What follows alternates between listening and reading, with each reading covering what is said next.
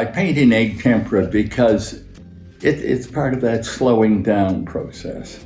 So it takes, you don't have to go slow with it. You can be very spontaneous and very loose and free with it, and done probably in a very short time. But I like the idea that the spontaneous part of it, the sketches and the preliminary things are finished with. Now it's time to gradually slow down on this thing and develop it. You'll see every brush stroke in it. And I like that. I don't want something that'll smooth away so you don't see brush strokes. I'm not interested in that. I like the whole thing methodically kind of coming together bit by bit, by bit by bit. Koval taught the class in 1956. There was something about it that stayed with me and lingered with me, and I've painted with it ever since. And it's never let me down. The egg yolk is a thick binder, a wonderful binder, time-tested. It may go way back into antiquity, might even go back to the cave people, who knows. One thing about the cave people, they painted on the inside of their cave in any shape that came along. So I suppose the greatest iconographers were the Greek and Russian iconographers in the church. When we had our shows in Eastern Europe and so on, in the 80s, they would show us some of those early icons. They were absolutely beautiful, stunning paintings. Wee little brush strokes done in egg tempera 500, 600, 800 years ago. Hard to believe. And here it is, fresh and as if it was painted a few weeks ago. Whereas an oil painting, a few hundred, it shows its age. It is a remarkable medium.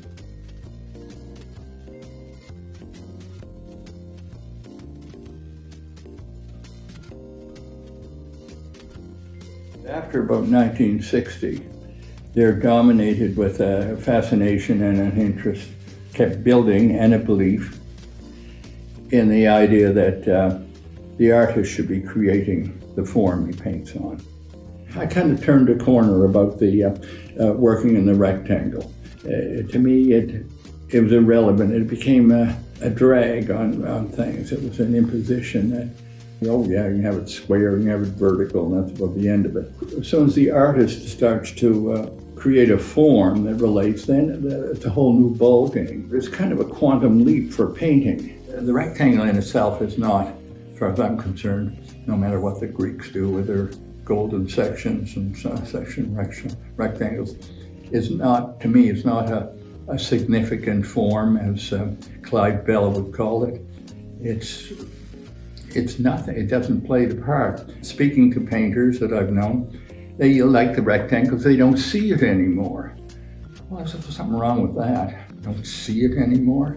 No, they paint within that shape, and they literally paint a form within that shape. To me, the shape and the form are two different things.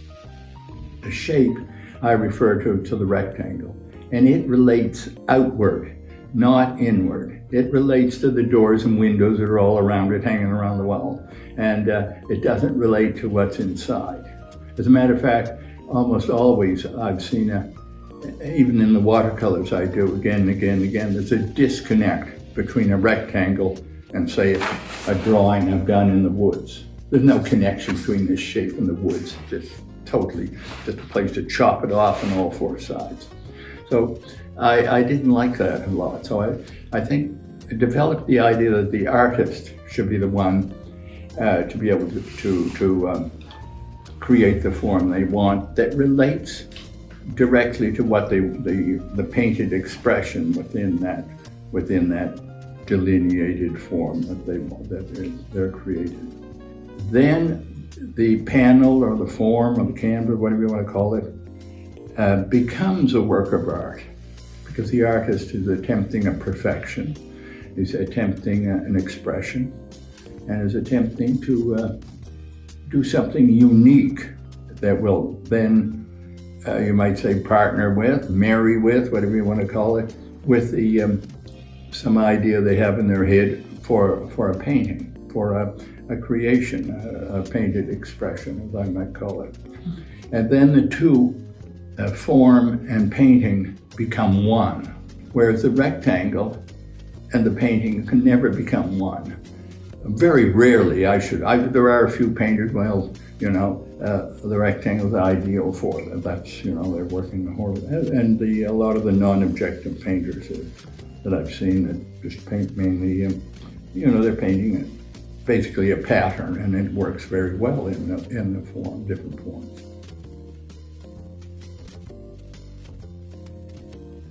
The painting behind me is a typical one that I was doing in 1962. So they're going back 60 years. At the time, perhaps when this was done, I didn't quite believe in it. I thought, no, this is too far-fetched. But I kept at it. This one, of course, was probably started out as a bigger painting and probably a rectangular painting. And if you can see this kind of jagged, I took a saw and started cutting away all the garbage I didn't want, and wound up with that shape. There are other ones around the same way. They just sawed out. I didn't think about them. As it developed, I developed more drawings of shapes. Here's a sketchbook from 1969, which would be 7 years later, and still these are done in pencil, I guess, although it's fair. I'm not a great fan of pencil now. It's not decisive enough, I guess. Yeah. So the thing, they were developing bit by bit, and here's a drawing, but I wanted to do something with it, and I measured it all out and everything, the size I wanted it.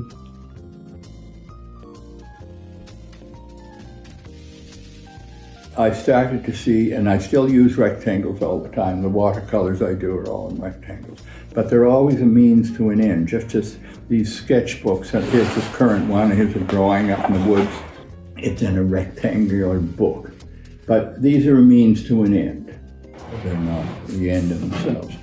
The end in themselves is when you create the definitive work. I like the idea of building towards something. And the sketches and the drawings and watercolors, all these things on rectangles, move towards something final. I don't like the idea of just draw, take a drawing and try to become more facile in being able to draw. They're a means to an end. Once that end's come, you've cleared your head. It's an interesting experience. It's not to rush through anything and get it done and move on to something else and on to something else and ad infinitum. No, they're the place to settle into the thing for a month, 2 months, it doesn't matter. You stay and you sink deeper and deeper into that thing that you've done a lot of thinking about, a lot of drawings, a lot of sketches. Then your own creativity or mind more or less takes over and steers it along.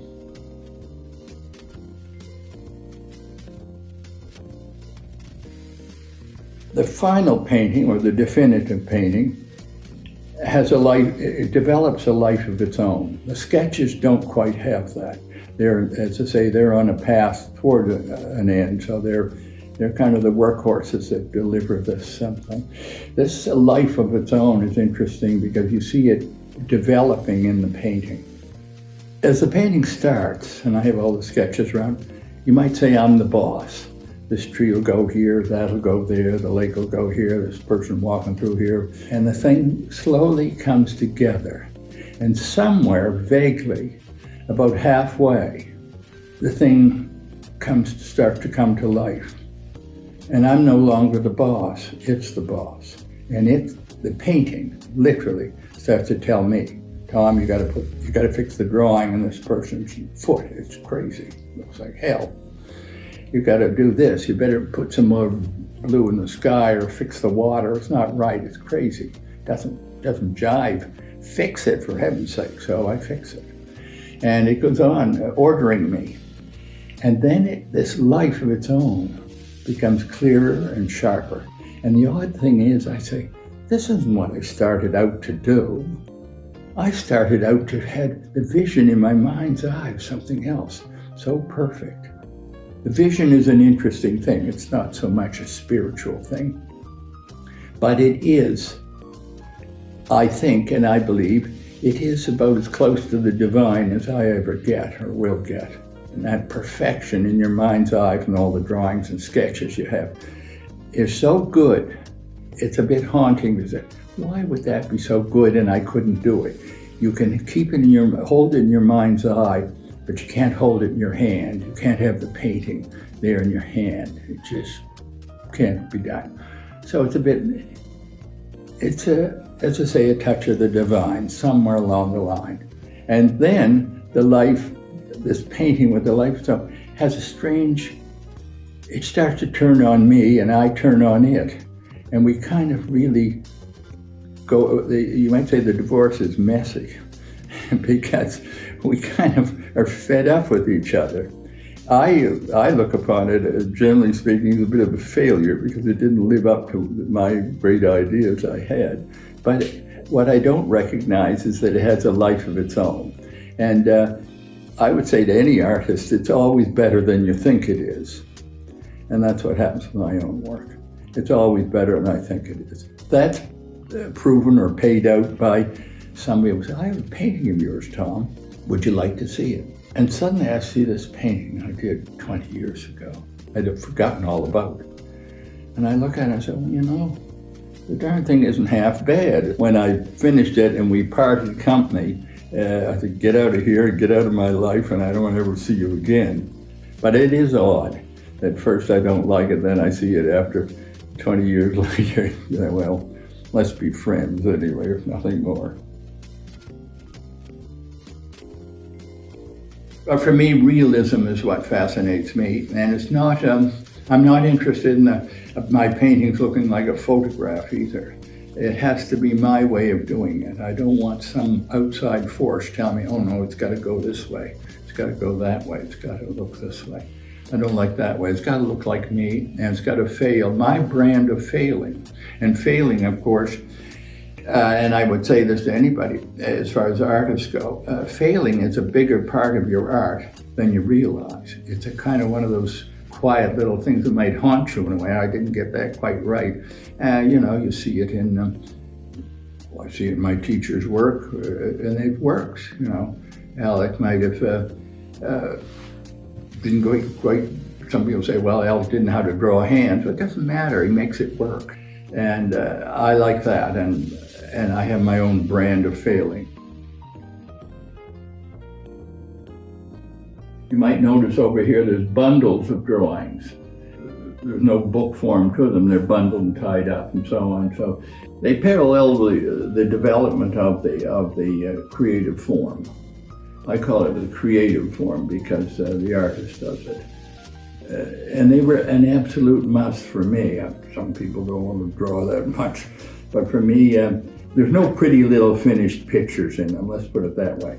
A clarity in my own thinking and leading me somewhere right from the beginning. I wanted the notebooks to take me somewhere. So they are what I refer to as dirty little workhorses that are in the pit ponies and that sort of thing. They do a grubby, heavy lifting and all the dirty work, get it out of the way. And I like that. They're not finished, they're not pretty. And in the notebooks, you'll see good, bad, and indifferent. It's all in there. I didn't sort of only put good stuff in there, only finished little drawing. That didn't interest me. I wanted something that would carry me along and make the crooked road straight. I'll give credit to my teacher, Alec Koval, for that kind of way of doing it, and I think that's more or less how I took it from his teaching, that you build something up towards something definitive, something final, something conclusive. That doesn't mean you may not return to the same subject. You may return to a variation on it and start all over again with sketches, such as the whole series of 10 paintings I did for the Mira Godard exhibition this summer before last and in Toronto. And it was all around a fellow chucking a boot for a dog to run after. The series was calling Chuck and Fetch. Chuck being the guy chucking the boot, and Fetch being the dog that fetched it. So, and they were all quite different, and they all had a lot of individual drawings. hundreds of drawings done of them.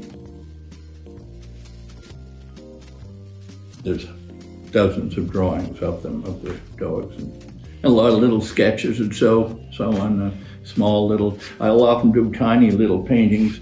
Here's a little one called Finder's Gaze, what was left on the outgoing tide. That's a sketch, that's a preliminary sketch, and there are drawings that would go along. They're just done out of my head. There's no model posed for it, no photograph or anything. It's just a little tiny sketch, only a few inches across. Chuck and fetch. You can see the dog, and he's got a boot. The dog's all ready to run after it. You know, he's kind of leaning, ready. Little waterfalls in the woods. There again, not relating necessarily to chuck and fetch or anything like that, but it's something that, and then some other element might creep into it.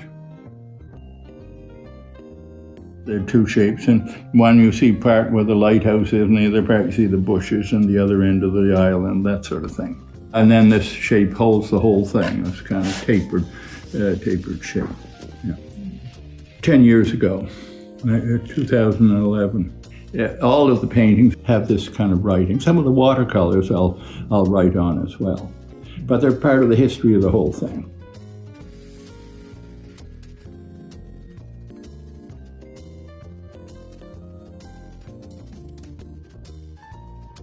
These are drawings that my late wife Natalie put together. She edited them and picked them out of loose bundles and bundles of loose sketches like that. And she thought, well, we'll make a scrapbook out of some of them. And she picks them all up and glues them all in. And the shapes are suggested by the drawings. They're quite still abstract, you know.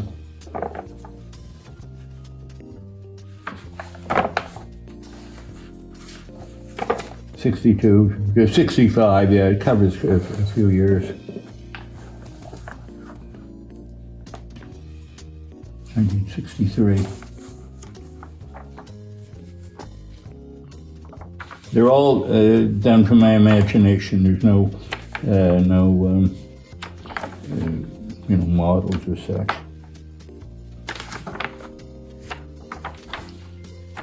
This might relate to some of Marbridge's wrestlers and so on.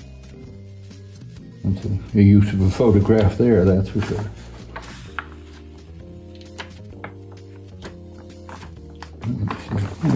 Well then, 63. Yeah, they're all sort of the page, the rectangular page.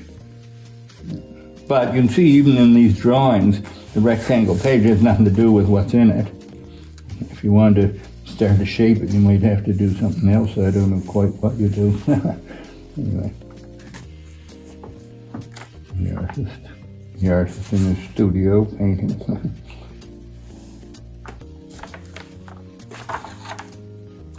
Anyway, that's what it is I was drawing all the time. 62 relating. Well, you start to see a hint of some things going on here. Now you start at 62, but they're abstract patterns and waves of stone.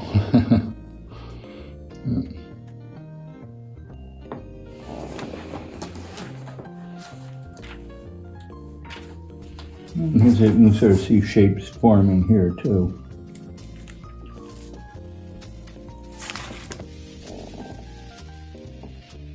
It's almost a landscape with a bit of a sky up there or something, clouds and trees and abstract. This is 61, it's a little earlier.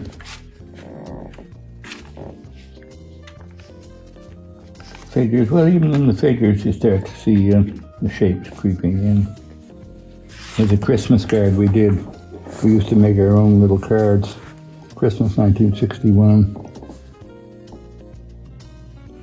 Here again you see a shape, although the paper is rectangular. There is a real shape in it. This is what I meant when I was saying before that a lot of artists, universal all over the world, they don't see the shape anymore, so they paint a shape within that rectangle. They paint a form, I should say. They paint a form within the shape. Here again, this sort of some of the linear stuff comes across in that bigger painting back there from '62.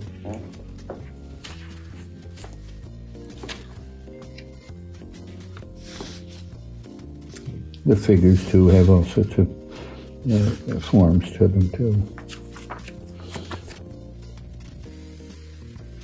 Actually, 76, 77, called shapes, but I think after a while I moved from calling them shapes to forms, an art form, yeah. Some were painted sculptures, too. These are some of the painted sculptures. I think up in the studio there's one or two up there somewhere. They're all cut out. You can sort of see how they stand up. Buildings and landscapes.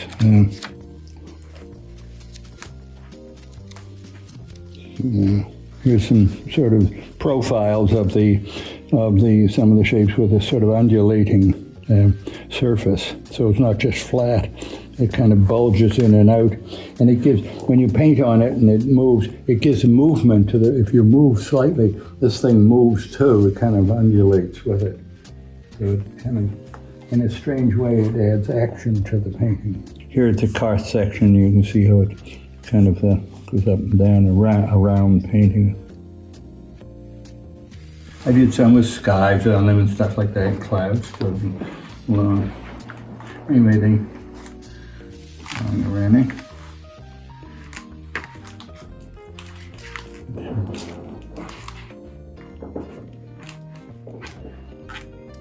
But I was exploring a lot of things in those days, and here, I don't know what that is.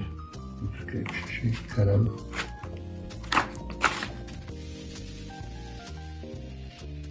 Here's stuff I cut out of magazines, different shapes.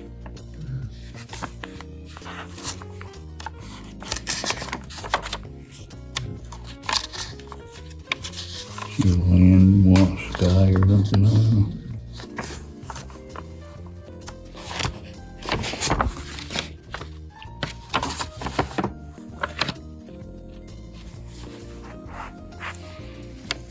There's a lot of it here.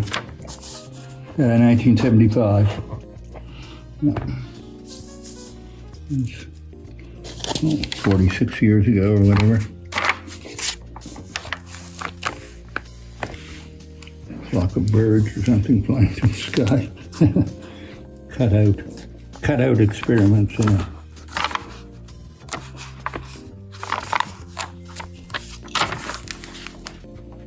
Organic shape, that's kind of interesting.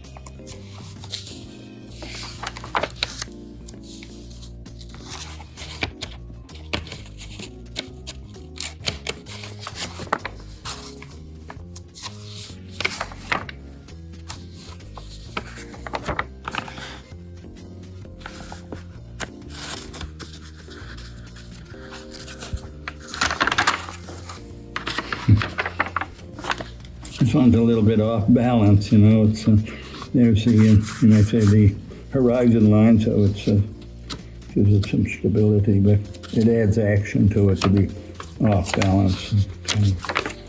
Some of them are more freer forms, like these, more organic forms. Some are a little more.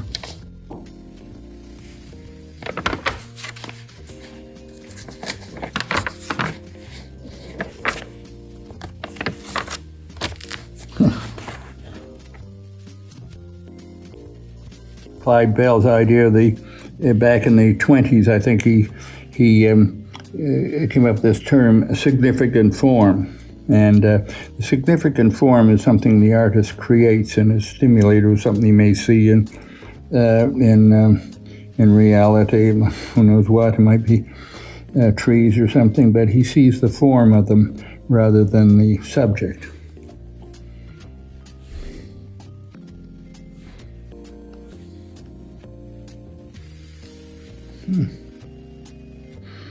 Ray.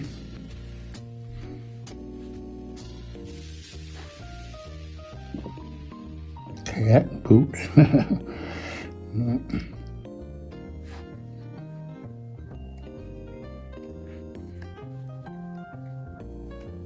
I did a series with arrows flying through the air. The shadow of the arrow hits the corner of the wall. That's the floor here. Hits the wall and starts to go up. So you know that this point and this point are going to meet right here. Yeah.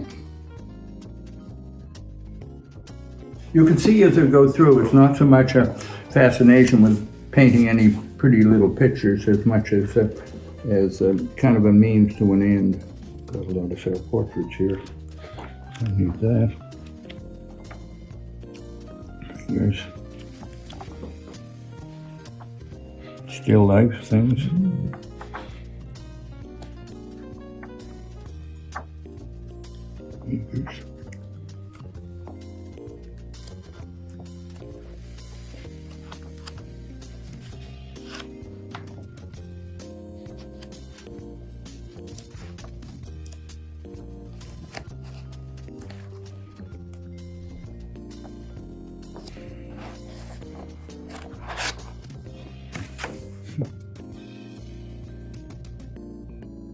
It was developed by Raphael with the Madonna and Child. It's a pyramid shape. So I took that idea of a pyramid shape. It's not a Madonna and Child, that's for sure. It's somebody who slept overnight near a brook, and he wakes up in the morning or is startled by the water or whatever. The leaves overnight have fallen on him a bit, and then suddenly he stares long and hard at the little waterfalls is there where he was sleeping. On all my paintings, I go a little further with it, and as I'm painting the picture, ideas come to my head, which are kind of ideas you have to write out rather than paint out. So I fill the back with my ideas, good, bad, and indifferent. And the language is terrible, and the spelling is probably worse, but it gets the picture across. There you can see some of the shapes I might have looked at to consider. There's a whole lot here that I probably thought about too directly. Sometimes I'll give the painting several titles, because in the process of doing it, several titles come to it. And I often tell people here, whoever owns that painting, write your own title in it, because you'll own the painting longer than I will. I don't know whether in this case I may own it forever. But if they own it a long time, they say, "Oh, this is a better name than that," you know. So the reason how they're painted, they're quite detailed. They don't look like a photograph.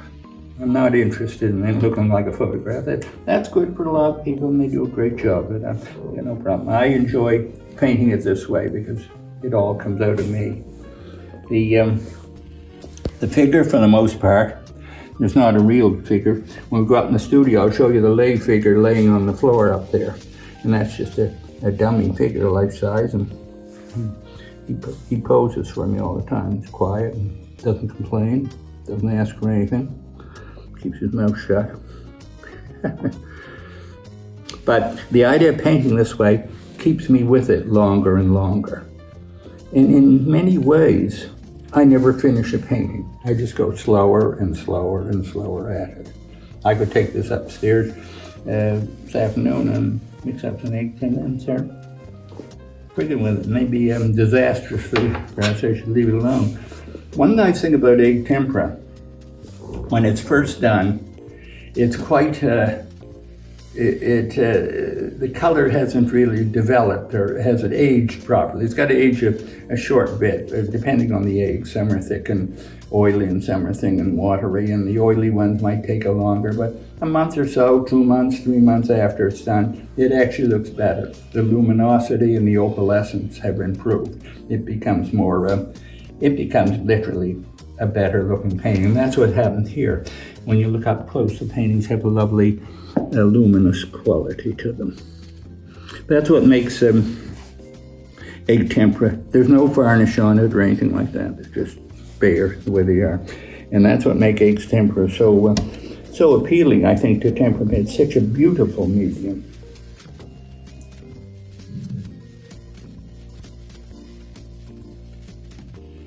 3 paintings. They're each definitive paintings, but they all more or less have the same subject.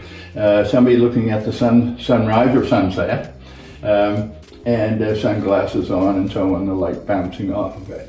But each one is different. They're a different shape, they're a different thing. They're kind of elongated for the most part, and they are divided. So they're really a painting in itself. Here's the car at sunset, sunrise. Here's this figure here with sunglasses and the hair blowing and so on. I have the 3 here together to show that, you know, even though it's a definitive final conclusion, it's not you can go back to it with sort of variations on the theme. These are shapes within this shape, and then this is car shapes and the field shapes and so on, sunglasses and so on. But you can see how the shape is there to relate to the things in the painting. Here's a portrait of Natalie in A. I met Natalie, of course, at Mount Allison. She had studied art, and she was a school teacher. She was a very confident woman, and I don't know, she had faith in me when I didn't have faith in myself, but she felt we could do it, and she would have taught school ordinarily, but no, she decided she'd stay home and run our business as such, and she was very good at it. And we had many exhibitions. We traveled together. She died in 2006, and we were together hardly out of sight of each other for 48 years. One look a little higher.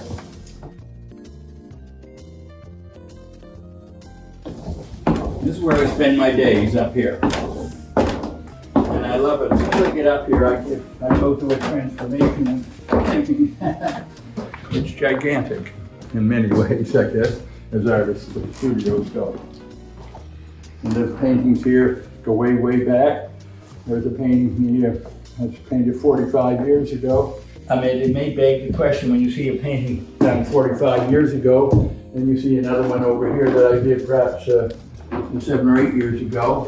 You haven't gone very far, you haven't developed it very far, you think. But no, I develop it more in an internal sort of way. Somebody asked Thoreau, you know, you spend all your life at Walden Pond writing about it. And he said, yes. He says, I've traveled a good deal in Walden Pond. And that's what I've done. I've picked a narrow little place and I've traveled a good deal in it. These are frames that I design. I'd go to a machine shop to make them. I wouldn't be able to make them. But then I mount them, have a panel mounted in them. First I draw it out in small, and then I draw it bigger. There's 2 forms here. This will be a wooden backing that holds it. That's the outer panel. It's a little simpler. Then the inner panel is a little more complex, a little more undulating and so on. And then the metal frame would attach onto that.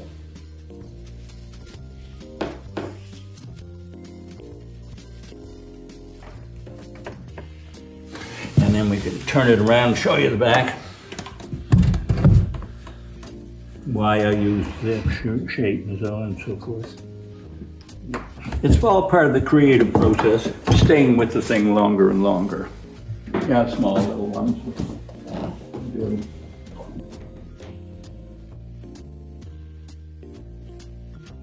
Well, my idea about the shapes is kind of a dangerous thing for me to say.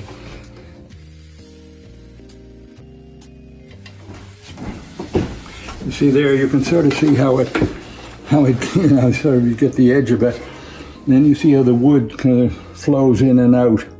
And it has a strange sort of movement to it. These writings on the back.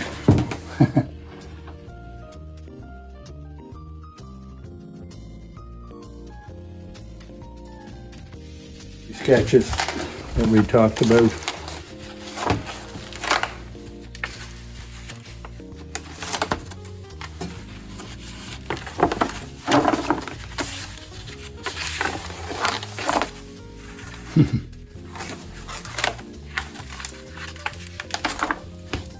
Flowers.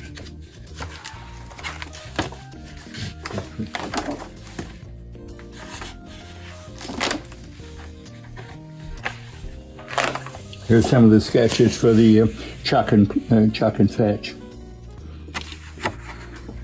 There were a lot of them that were done, hundreds of them. Now here's out on the veranda on a hot summer day. Bess and I used to sit out there and eat, have our dessert out there with rice pudding and stewed blueberries on it. Hands at a doorway, opening door. More dogs. Here's another variation of the gazer's, finder's gaze. 1920. Yeah, 2020 and 1920. Yeah. A murmuration of starlings. Oh, that's the sketch. That's the mailing piece for Chuck.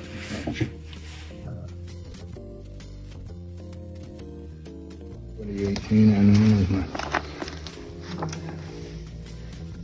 That's the sort of chuck and fetch idea too, with the dogs, sunset, sunrise.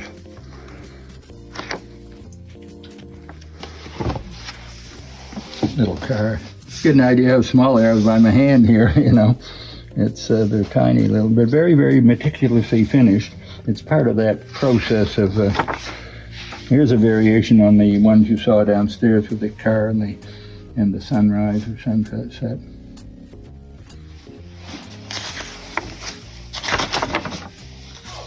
These are some of the drawings I think that might have related to it.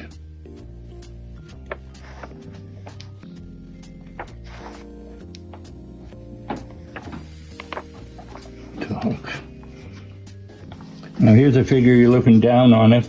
These are probably for studies for a rotating painting.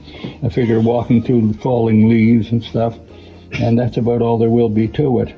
And it'll be a shaped painting, but it'll rotate when it's on the wall so that you can rotate it and see the figure. They're not the two figures, but one or the other. You can see how it changes.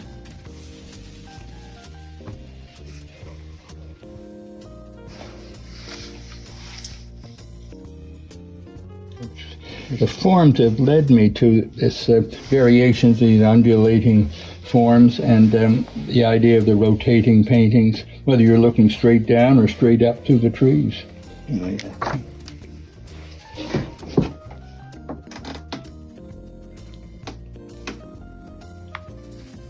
There's a hand holding a painting, a small painting in front of the real place, probably the wharf in Annapolis Royal.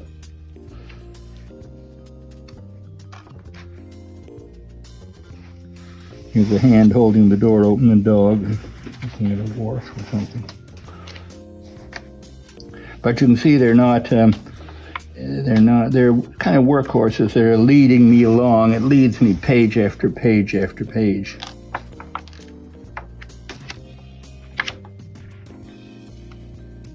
Nice little drawing. Sketch, I mean. Yeah.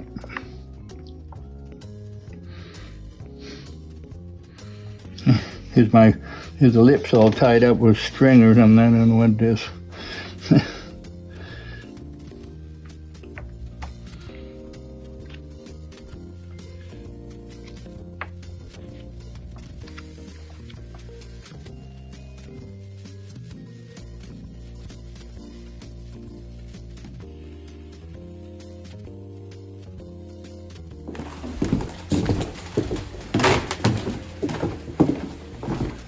Here's an example I'm just about finished with.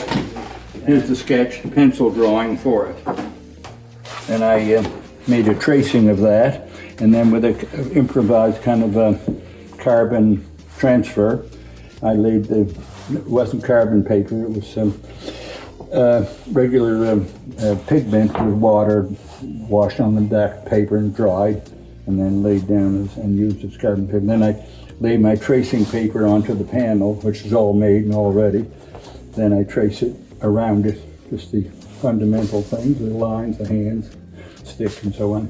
Then I take that off and I have a line drawing of the whole thing, and then I start to work it up in India ink. Now the writing's on the back here too.